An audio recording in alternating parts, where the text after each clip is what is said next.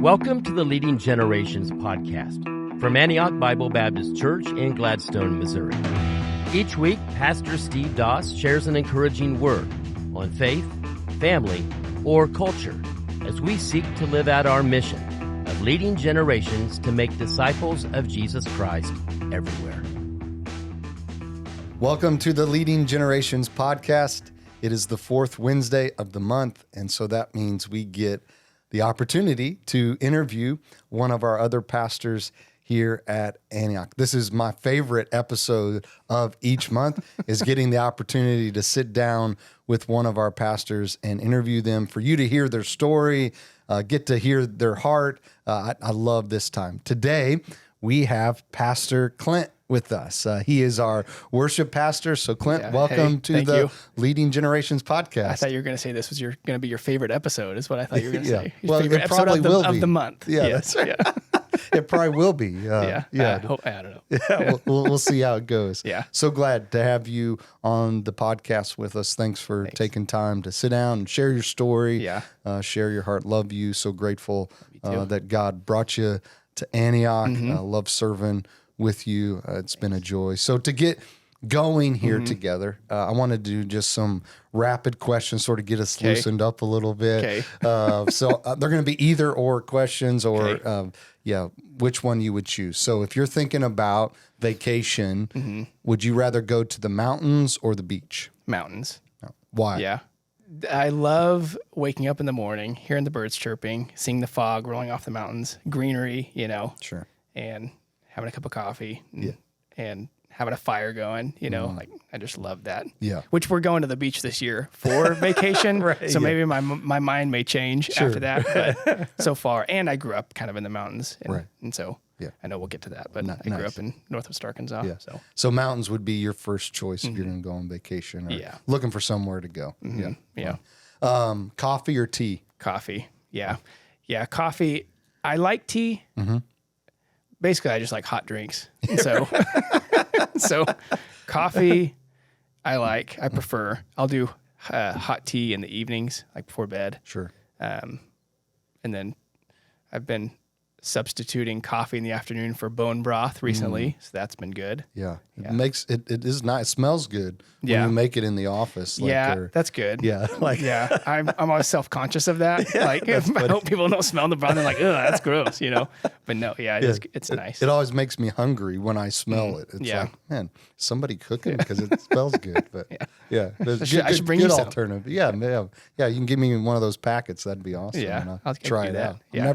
I've actually never had bone broth. Well, there you go. I have some in my office. I'll get you some today. Maybe today when we have our meeting at 2:30 or whatever, I could have just bone broth. Bone broth. That'd be fun. Yeah, instead of like a tea party, it's a bone broth party. Right, yes, yeah. That's funny. All right, KU or MU? Neither. Yeah, I could care less of either.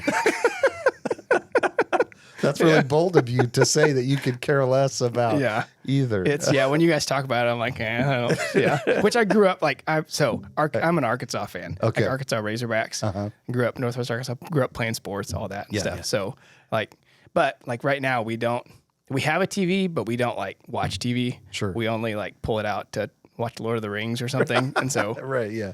So I don't keep up with sports really, and unless it's Chiefs. I'll watch Chiefs games on Sundays and stuff. Go over to my in-laws and watch them. But they're pretty big Chiefs fan, your in-laws, for sure. Yeah. You got to be when you're here. That's right. Yeah. Part of the culture. Yeah. All right, man. Well, thanks again for being on the podcast today. Thanks. Yeah. Just want to start by getting into your family a little bit, telling us, you mentioned you grew up in Arkansas, so I'd love for you to tell us a little of your family story and sort of, parents, brothers, things like that. Okay. Yeah, I grew up in a town called Huntsville, Arkansas, in Northwest Arkansas, about 4.5 hours south of here. Grew up in a Christian home, going to a Southern Baptist church, and my dad led the music at the church there. So we were there every Sunday morning, Sunday evening when we had Sunday services, or Sunday evening services back then. Going to Sunday school, and then we'd go to big church, what we called it. And my dad worked for 20-ish years at a trucking company, local trucking company there, in the office of that. And then My mom worked in the Huntsville school district in the school system. So she was a teacher. She was kindergarten, first grade, second grade, fifth grade, was elementary principal, and then ended up in the admin office for quite a while. And so she was, ran the whole gamut of that. And then I have a twin brother, Cody. He works for a church camp down in Northwest Arkansas, Camp Siloam in Siloam Springs, Arkansas. And then I have a younger brother, Mac, or McKinley, who works for he went to school for electrical engineering. And so he works for a company that I think puts together plane parts. And then he's a certified pilot. So that's very cool. Yeah. Have you flown with him? I have not. Yeah. One day, maybe one day. Yeah. Does he fly a lot, or is it? I think when he has time, he does. So I think has his. I'm not sure how it works. I just know he has a certification where he can fly by himself now. And then I think maybe instruments rating is the next test or something. Okay. And so he's working towards that. And I think that's where you can fly without visuals. Like you just go off the instruments in your plane. I think I've heard that. But that's cool. My brother's a certified pilot. That is very cool. Yeah, I didn't know that about him. So are you guys, you twins, are you the oldest? Yeah. Okay. Cody and I are the oldest, and then Mac is 7 years younger than us. Does Mac live around where your parents are at too? So they're all in Northwest Arkansas. Okay. Cody's in a town about an hour and a half from my parents, and then Mac is about 45 minutes probably from them, and then they, but where he works at is in our hometown. Yeah. So he goes back over there to work. And very cool. Does your family heritage go back quite a ways? In Northwest Arkansas, is that where your mom and dad's parents were from? Yeah, that's where my mom's side are from. My dad grew up in Nebraska. Okay. And then college brought him down to Arkansas, I believe. And we have, his side of the family, we have family in in central Arkansas. Okay. And so I think he's been there too, And, so our Arkansas runs pretty deep in your blood. Yeah, I guess, yeah. Till Missouri, right? Till you came to Missouri. Yeah. And it's interesting. We had been to Kansas City once when I was in sixth grade for travel baseball. But outside of that, I had never been to Kansas City. So it's interesting how the Lord just called me up here, and brought me up here. Yeah. So tell us a little bit about that journey then. Yeah. So that's your family. Yeah. We'll get to your more immediate family here in a minute, but tell us about, going to high school, college, seminary, how you sort of end up here at Antioch. Grew up in a church grew up going to church. Would go every Sunday because my dad led the music, so we'd be there. And then I thought I wanted to be an actor as I got older. Yeah. I was involved in theater in high school and got my bachelor's in theater. Yeah. So I went to college for that, wanted to be an actor. Where'd you go to college? Arkansas State University. Red Wolves. Nice. So I went there, thought I wanted to be an actor. So let me interrupt you there. Okay. So how did you, how was that thought process? Because you played sports too, right? Sure. Yeah. Played sports, acting. Yeah. And then hey, I think I'm the. Yeah. So looking back on it. Yeah. Yeah. Looking back on it, I just wanted glory. Sure. To be an actor, I just wanted to be famous, and I wanted people to praise me. You know, sure. And it was easy to justify it by saying, "Lord, I'm doing this for you," and He knew my heart. My heart was for myself, and selfish, and so I am very thankful the Lord called me out of that. I have no desire for that anymore, which is interesting. I know now this is my calling. That He called me into ministry. He called me. You gave me the gifts and passion of music, but at that time, I thought I wanted to be an actor, and I thought I was doing it for the right reasons. Sure. But looking back, I don't think I was. And so I got my bachelor's in theater with an emphasis in acting. And after I graduated, I was trying to figure out what I wanted to do, trying to figure out how to be an actor. I went to Atlanta maybe I told you this, but I went to Atlanta for a couple days and auditioned for an agent and never heard back from them. And so I was like, okay, well, the door is closing in that. And I got an internship with the church I grew up in. And so I was helping lead worship for the students and the kids at that church. And then I was helping my dad on Sundays. I was playing guitar while he led and occasionally would lead a song, you know. And by the end of the summer of 2016, I was like, I think the Lord's calling me to this, you know, like it, I know he's given me the desire to lead music. And I enjoy doing it for the church. And it was confirmed by like my pastor at the time. He affirmed that in me. Other believers affirmed that in me, that they saw that calling on my life. And so I started looking at seminaries, so I knew nothing. Like at that point, my parents were like, I think the next step is seminary. And I was like, well, I don't even know what that is, you know? Right.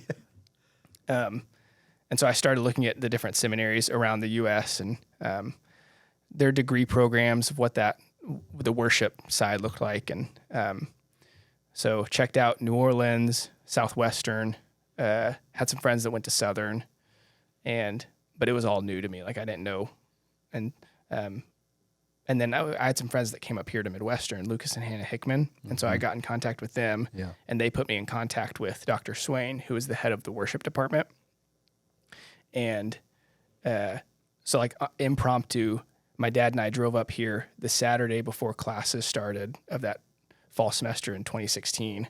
And he gave me a tour of the campus.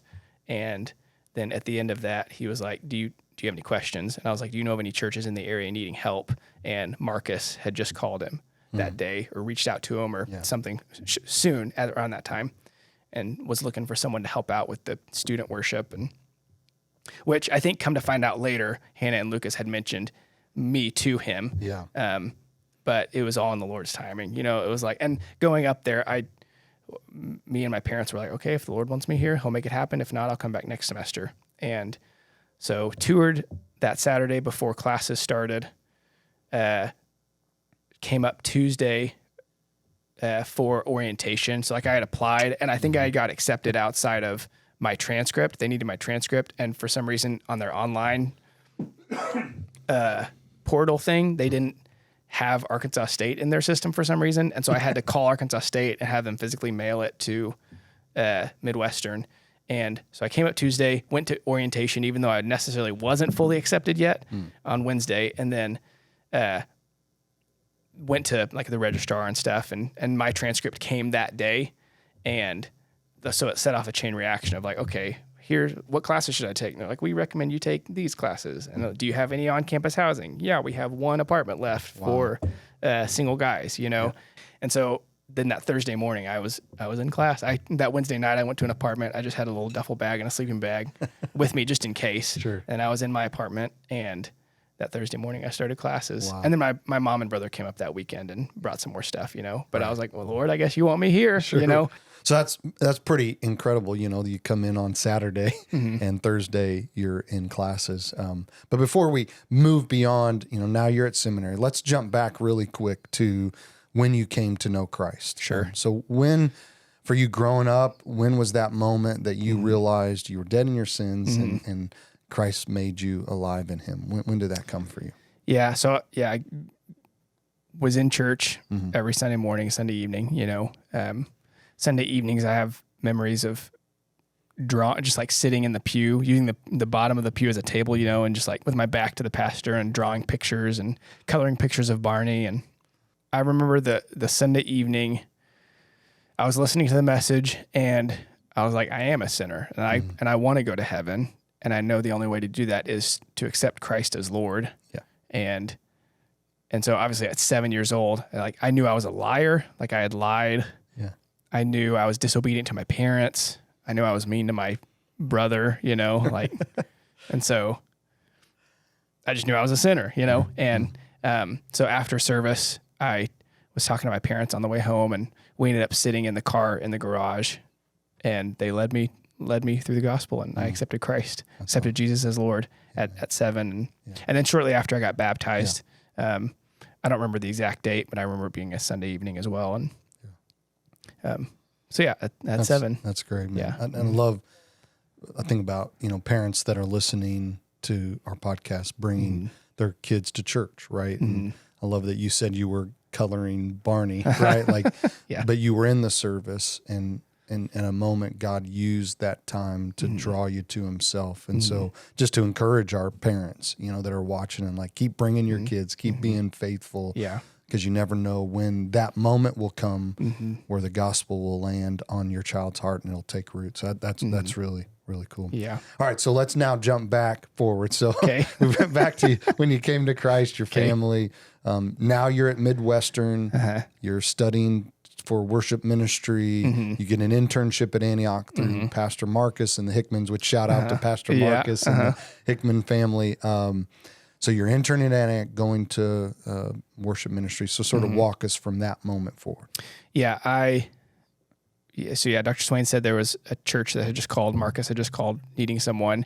So I got an internship at Antioch, and I was helping out. I was pretty much student worship intern. So I was helping out, leading the student worship team, helping Marcus with all student ministry stuff. We planned and led our own church camps for a few years while I was here. And then Brett, our former worship pastor, I would help lead once a month, I think, maybe twice a month. And so, the whole time, 2016 to 2019, while I was getting my master's, I was an intern here, affectionately known as Clintern. Yeah. Do you still get called that today at times? No, Nice. no. I did get, there was one person in particular that lovingly called me Clinturd. And so I was like, thankfully, neither one of those have stuck. You know what I'm saying? Yeah. You can just call me Clint now. Right. Yeah. That's funny. So I was an intern while I was getting my master's, and I knew the Lord called me to be a worship pastor. And so when I got my degree, I remember you guys saying, you can stay as long as you want, but I knew that's not what the Lord was calling me to just be an intern still. Right. And so Dr. Swain put me in contact with Scott, who had just been hired at a church out in Kentucky, and very similar to when I went to Midwestern. I was just like, okay, Lord, if you keep opening the doors, I'll keep following, walking through them. If you shut the door, then I know that's that. And so the Lord ended up calling me to a church in Kentucky, in Winchester, Kentucky, and I was there from August or September of 2019. For almost 2 years, till like end of May of 2021, and pretty much during COVID, and really enjoyed my time there. But the Lord also really used it to prune me and sanctify me and grow me in ways that I didn't know I needed growing. And so it was really looking back, like those pastors are still great friends. Like I love them to death, and I'm thankful for my time there. Yeah. And then, May, I can't remember when it was, spring of 2021, you called, and I wasn't looking for a position. I was just there in Kentucky, and you said you and Bob were about to transition, and Brett had just left, and so you were looking for a worship pastor, and so I prayed about it, and the Lord brought me back to Antioch, and June of 2021 was when I started back here as full-time worship pastor, and so glad to be here. It's been great, and like God is good, and the welcome was amazing too. Of like people were so happy, and I knew this is where the Lord wanted me. Yeah, which speaks to the influence when you were here as an intern, right? Like I love that you had a good reputation, so and a good name is better to be chosen than great riches, right? And sure. So I think as an intern, you had a good name. And so for you to come back was like, everybody's like, let's do this. If he'll come back, we'd love to have him back. So thanks for, even in seminary, like walking in a manner worthy of the gospel that would lead to, we want him back. And it's so good to have you back. So you come back as a single guy, right? Right. Like, so all this time you're single, you come back as a single guy, but you're not a single guy anymore. I'm not. Share that piece shortly of your after story. I saw Carly from the platform, and so I started sitting in the front row during your sermons because the Weed family sat in the second row. Yeah, it was sort of weird to have you sitting in the front row. Yeah, and the goal was to be able to talk to Carly after services. Sure, right. Yeah. And strategic seating. Yeah. But when I saw her, I was like, wow, she's so beautiful, and man, God is so good. Yeah. Like,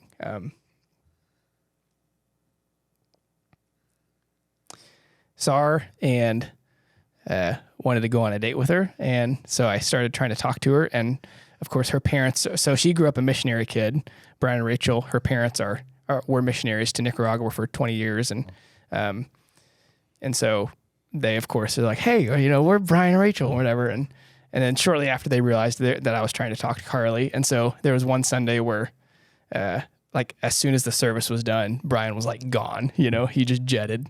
And Rachel was still there. And she was like, I'm going to go to the restroom. And so she left. And then Carly was just nervous. And so she's like, I have to go to the restroom too. So she just let, so I was like, okay, well, I guess that, but I eventually got her number and asked her out for coffee, and God is so kind, like she's my best friend. We met, at the beginning of 2022 and got married in October of 2022. And you did our wedding. And so we've been married for 2.5 years and coming up on 3. And, man, God is so kind. Like, she's beautiful. I love her, like, thankful for her. Yeah, and, and then, we have now a 7-month-old, Elowen. We call her Winnie, and she's just a joy, like she is so happy, such a happy baby, and love seeing her smile, love hearing her laugh, love getting cuddles, hugs, like, man, it's just a blessing. It is so awesome to be a parent. And like, the Lord has really shown me, sanctified me through this as well. Like, we've had ups and downs, but I wouldn't trade it for anything. Yeah. God's been good to you. Yeah.